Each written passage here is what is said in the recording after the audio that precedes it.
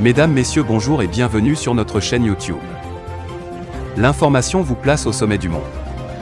Alors, si vous êtes nouveau, abonnez-vous et cliquez aussi sur la cloche de notification pour ne plus rien manquer. On commence. L'ancien président de la Côte d'Ivoire, Laurent Gbagbo, s'en est pris à l'ancien président français, Nicolas Sarkozy, dans une interview accordée à France 24. L'ex-président ivoirien accuse Sarkozy d'avoir bombardé sa résidence en 2011. Plus de 10 ans après la crise post-électorale de 2011, Laurent Gbagbo est revenu sur ce mauvais souvenir qui a affecté en particulier sa vie personnelle et toute la Côte d'Ivoire en général. Dans ses propos relayés par France 24, Gbagbo est revenu sur son arrestation en 2011, accusant Nicolas Sarkozy d'avoir bombardé sa résidence. Il a également pointé d'un doigt accusateur l'ancien chef d'État français pour l'avoir, dit-il, envoyé devant la Cour pénale internationale.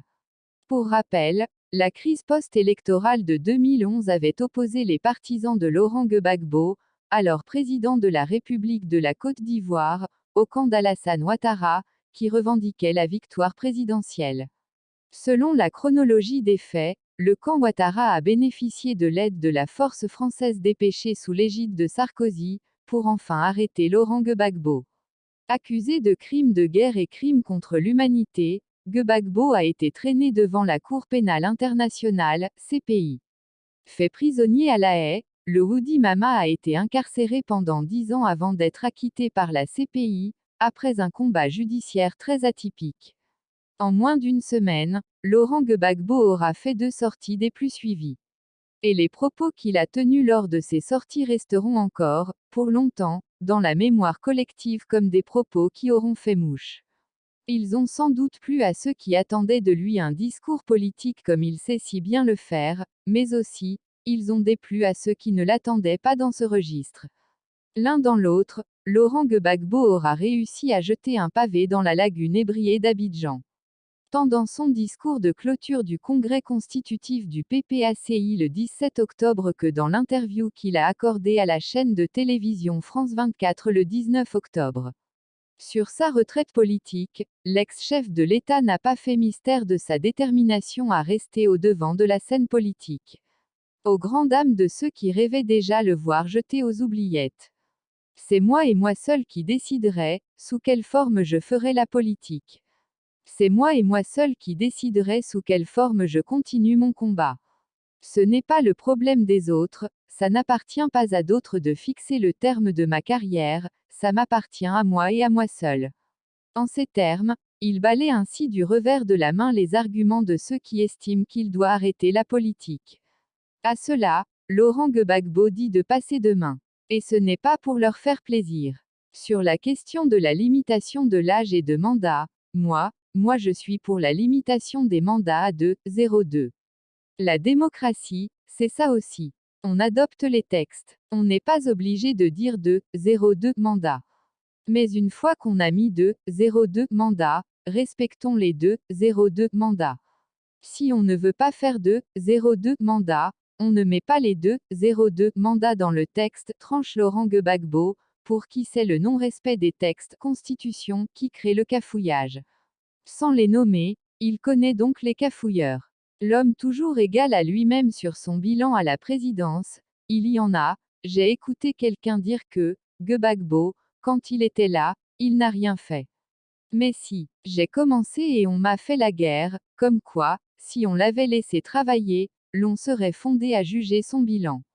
S'il n'a pas fait selon son programme, la faute est donc à ceux qui ont déclenché, soutenu et profité de la guerre faite au pays. Une réponse qui rougit quelque peu les yeux. Sur le pardon que certains attendent qu'il demande, l'ex-président, dans son interview, est catégorique, ce n'est pas dans ma tête qu'il faut chercher des réponses. C'est dans la réalité. Parce que ce procès-là, pour moi, c'est une forfaiture.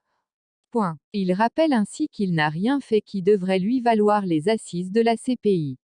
C'est donc pour cela il dit qu'il n'a pas à demander pardon pour ce qu'il n'a pas fait. Le problème qui s'est posé en Côte d'Ivoire et qui se pose encore, ce sont des problèmes graves.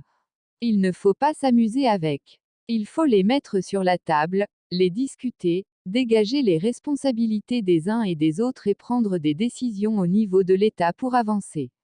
Moi, je ne me mets pas à dire je demande pardon, non, assène-t-il, aux grandes dames de ceux qui attendaient sans doute qu'il fasse son mea culpa et se confesse. Une sorte de gifle qu'il leur administre, sans ménagement.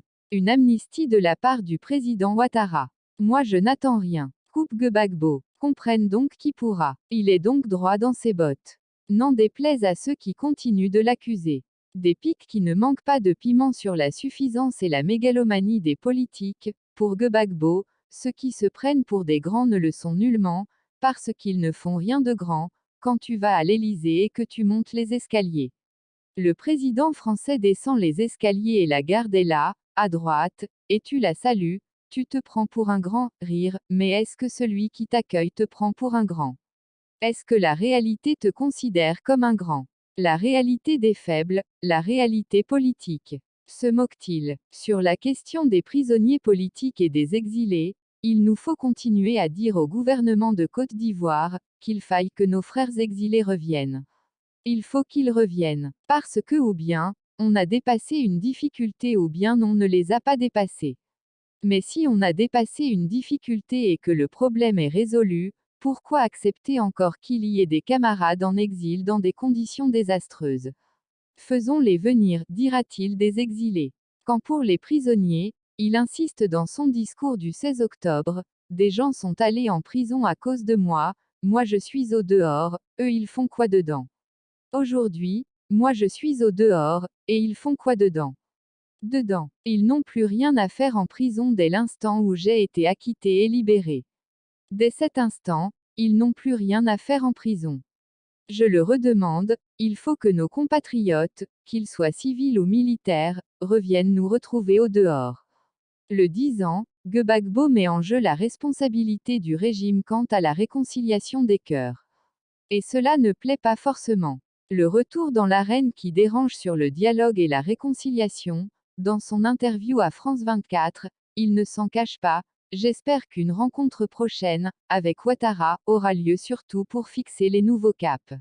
C'est-à-dire que la réconciliation, ce n'est pas un slogan, mais tout dépend de ce que le chef de l'État va nous proposer comme schéma.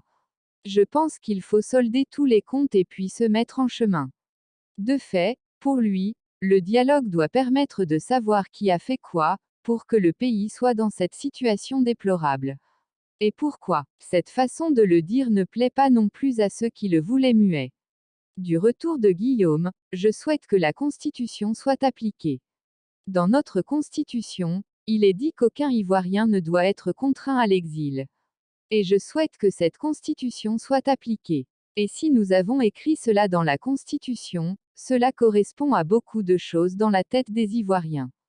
Que Laurent Gbagbo qui a été combattu demande le retour de Guillaume Soro à l'actuel chef de l'État qui a été un père pour le jeune Premier ministre. C'est une position qui restera en travers de la gorge du régime. Et ce n'est en tout cas pas pour plaire à ceux qui reprochent des choses à Guillaume Soro. Sur le panafricanisme, certains lui dénient le panafricanisme comme pour dire qu'il n'est qu'un homme politique qui ne veut pas des autres. Laurent Gbagbo dit, le panafricanisme n'est pas un slogan, c'est une réalité. Quand vous avez une certaine taille, petite et que vous n'avez que le cacao à proposer, vous ne vous bandez pas les muscles pour vous promener devant les gens. Parce que quand vous passez, les gens rient. On joue votre hymne mais les gens sourient. En d'autres termes, être roi d'un micro-État ne fait guère de vous un super-homme. Gbagbo invite donc à l'humilité et surtout à l'unité entre Africains. Là aussi, il jette une pierre dans le jardin de ceux qui estiment que Gbagbo n'est pas celui qui devrait parler de panafricanisme. Au-delà de faire l'actualité et de remettre Gbagbo dans l'arène politique, ces quelques phrases ont pour elles de fâcher bien des gens du régime RHDP de M. Ouattara, pour qui Gbagbo ne devait plus parler. Encore